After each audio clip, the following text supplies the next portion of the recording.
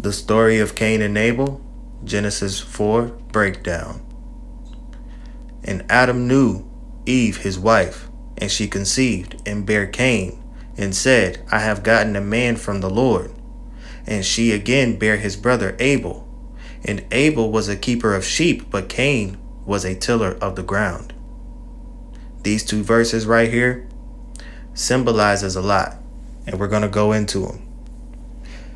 When it comes down to these two verses, Eve's exclamation of, I have gotten a man from the Lord, it just suggests that she saw Cain as this promised hope, which was obviously tragically misplaced.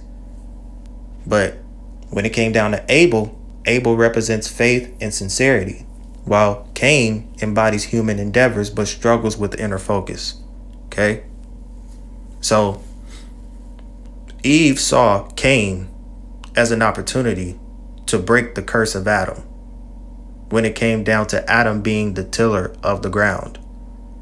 Because the curse of Adam was all about him being the tiller of the ground, right? And the ground not being able to grow a lot of abundance when Adam tries to grow things on the ground. You could read this in chapter 3. So Eve saw Cain as this child of hope, to where if this child of hope or this child of innocence has this same position, then what would it look like on the surface? You see? And it didn't pan out the way that she wanted it to pan out. The more we read down Genesis 4. So let's keep going. Verse 3. And in process of time, it came to pass that Cain brought of the fruit of the ground an offering unto the Lord. And Abel he also brought of the firstlings of his flock and of the fat thereof. And the Lord had respect unto Abel and to his offering. But unto Cain and to his offering he had not respect. And Cain was very wroth, and his countenance fell. Okay? So wroth, if you take a look in the Hebrew, right, H2734, it means to glow or to grow warm, figuratively to blaze up, or anger, right? Zeal, jealousy, be angry, burn, be displeased. Okay? The Hebrew word is kara. So, countenance, H6440, is panim, right? Which always used as a singular of an unused noun, which is paune from H6437, meaning the face. Okay, the face. So when you're talking about his countenance falling, you're talking about his face falling with anger.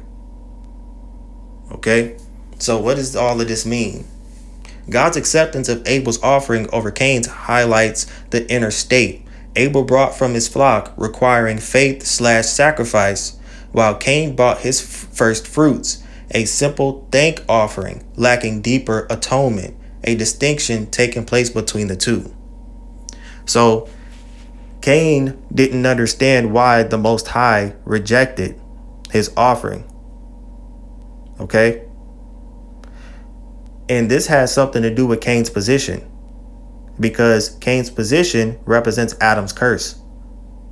So the Most High knew that Adam's curse was still in effect. So Eve's hope didn't work at all. All right. Cain, he didn't give the offering to the Most High with a genuine heart. He gave the offering to the Most High to try to get the outcome, right? Which is a blessing from the Most High. But Abel's sacrifice and Abel's offering was different. The Most High saw deeper atonement through that, because innocent life or innocent blood is it gives you a deeper perspective on sin, on guilt, right? And how to replenish and cleanse yourself from those animalistic ways. So the Most High respected Abel's offering more because of that. But let's keep going. Verse 6. And the Lord said unto Cain, why are you wroth? And why is your countenance fallen? So why is your face fallen? Why are you angry? If you doest well, shall you not be accepted? And if you doest not well, sin lieth at the door, and unto thee shall be his desire, and you shall rule over him. Then it says, God gives Cain a chance to rule over his desire for sin, a key moment for free will. So as you can see, the Most High is asking Cain what's wrong with him. Okay? He's like, look, you have a choice right now. Okay? He's like, look, I know you're angry. I know your face is falling, but it's not the end of the world. You know, you still have a choice. Are you going to let the anger and the jealousy overtake you? Or are you going to take accountability of your flaws, right? And be better next time. And give better next time. So the Most High is giving Cain free will at this moment. So let's see what Cain chooses, right? Because this is deep within itself. Okay? Because when God gives Cain free will, a choice of self-confidence in overcoming temptation was one of Cain's choices. But did he choose it? Let's find out. Verse 8. And Cain talked with Abel his brother, and it came to pass, when they were in the field, that Cain rose up against Abel his brother, and slew him. Okay? So now, this is the first act of violence in the Torah, stemming from jealousy, not seeing his own unique worth. So think about that. Cain is focusing on Abel's success to the point where Cain doesn't see his own unique worth. This is the reason why failure is your success. Because when you prevail from failure, then you appreciate the success more. You see? But Cain wasn't looking at failure that way. He was looking at failure as if it was the end of the world. And now he's looking at somebody else's success with envy, with jealousy. And he wants what Abel has. So guess what? That animalistic, sinful nature is going to tell Cain to kill his brother. Just like anybody else that would be jealous of his neighbor or his brother in spirit. This is why jealousy is against the law when it comes down to the Ten Commandments. This is why jealousy is a part of the Ten Commandments. So that way we won't kill our brother. Instead, we be happy for our brother because we love our brother just like we love ourselves. It's in the law.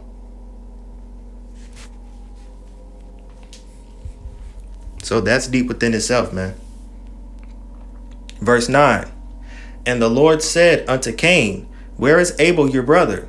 And he said, I know not. Am I my brother's keeper? Right? Look how flippant the damn quote is. Am I my brother's keeper? Right? This whole thing introduces the theme of lacking communal responsibility and highlights his refusal to acknowledge guilt. So like father, like son, right?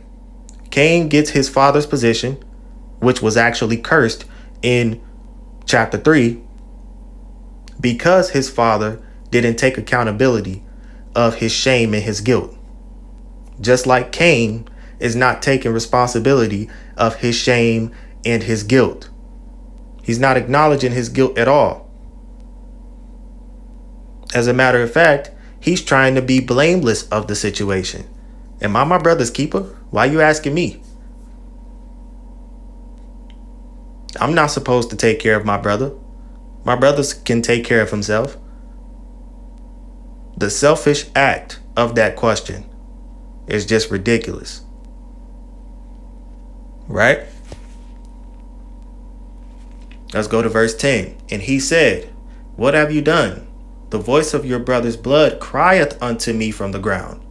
And now are you cursed from the earth, which hath opened her mouth to receive your brother's blood from your hand. When you tillest the ground, it shall not henceforth yield unto you her strength. A fugitive and a vagabond shall you be in the earth. So now the Most High is cursing Cain. He's cursing Cain's land now.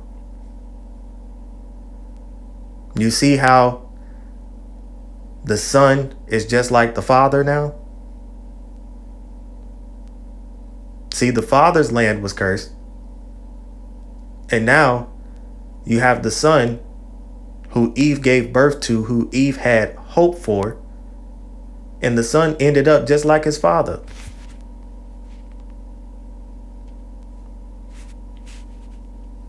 And Cain said unto the Lord, my punishment is greater than I can bear. Right? Verse 14. Behold, you have driven me out this day from the face of the earth, and from your face shall I be hid. And I shall be a fugitive and a vagabond in the earth. And it shall come to pass that everyone that findeth me shall slay me. And the Lord said unto him, therefore, whosoever slayeth Cain, vengeance shall be taken on him sevenfold. And the Lord set a mark upon Cain, lest any finding him should kill him. Okay? Now, what does this context mean? First of all, God curses Cain's land and makes him a wanderer, right? Because if you look in the Hebrew of the land of Nod, you could be able to see the root word for the land of Nod means exile or wanderer. But that's neither here nor there. Even though God curses Cain's land and makes him a wanderer, he protects Cain from immediate death, signifying a chance for repentance along his journey. So think about this. The Most High is giving Cain a chance to confess once again by allowing Cain to go through his punishment, instead of allowing Cain to just go through immediate death. Because technically that's taking the easy way out. You see? It's the same thing that he did with us. When we sinned, we went through the punishment that the Most High gave us. And now we're going through the punishment so that way we can have a chance to repent. You see what I'm saying? It's the same thing that he's doing with Cain.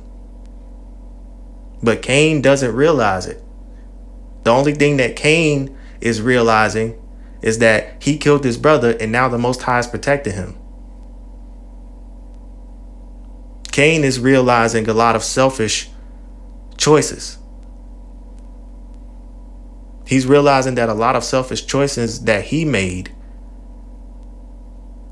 is working for him. And this mindset of Cain creates ignorance. The Most High God is giving you chance after chance, and you're looking at it as a reward.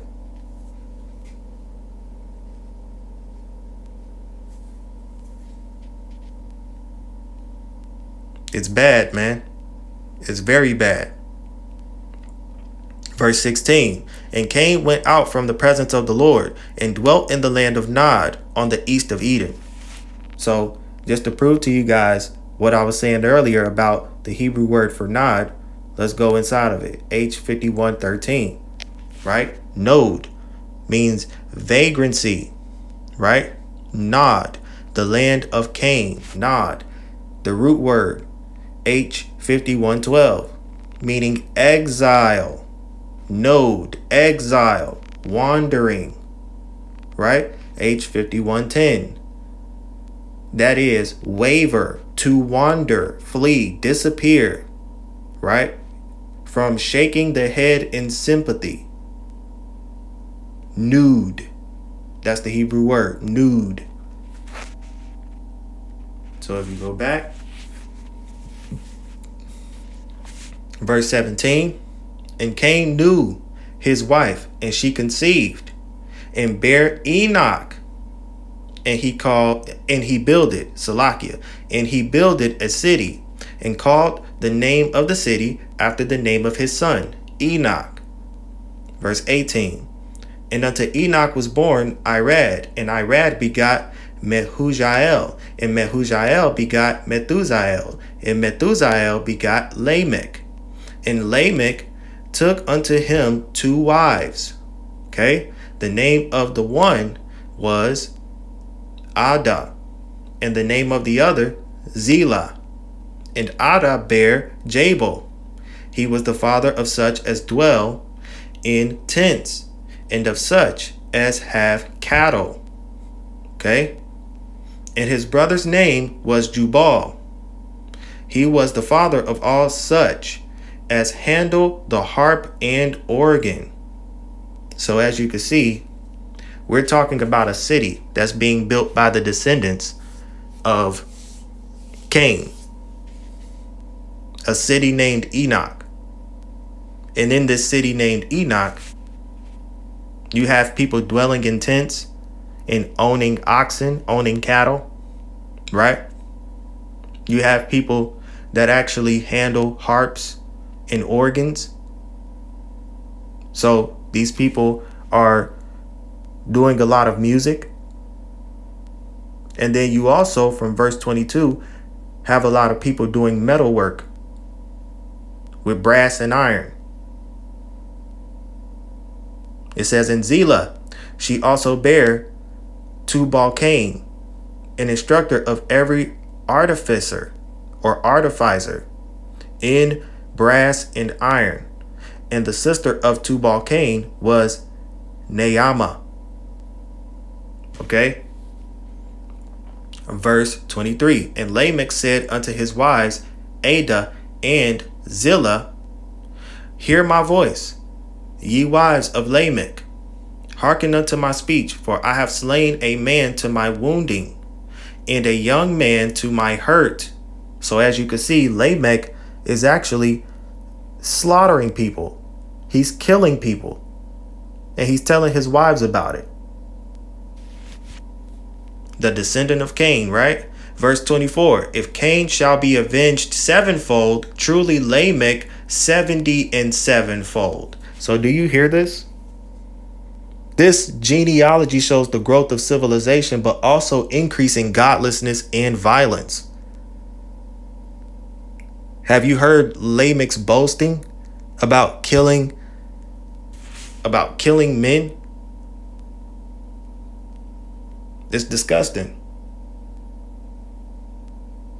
But then they tell you that Cain's curse was only for Cain, right? But as you can see, Cain's sinful nature boiled down through his descendants. Lamech is an example.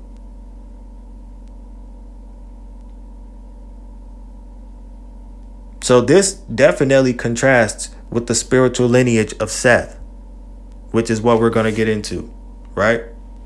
Verse 25. And Adam knew his wife again, and she bare a son, and called his name Seth. For God, said she, had appointed me another seed instead of Abel, whom Cain slew. Right? And to Seth, to him also there was born a son, and he called his name Enos. Then began men to call upon the name of the Lord. Okay? So when you look at the word for Seth, H8352, it means substituted.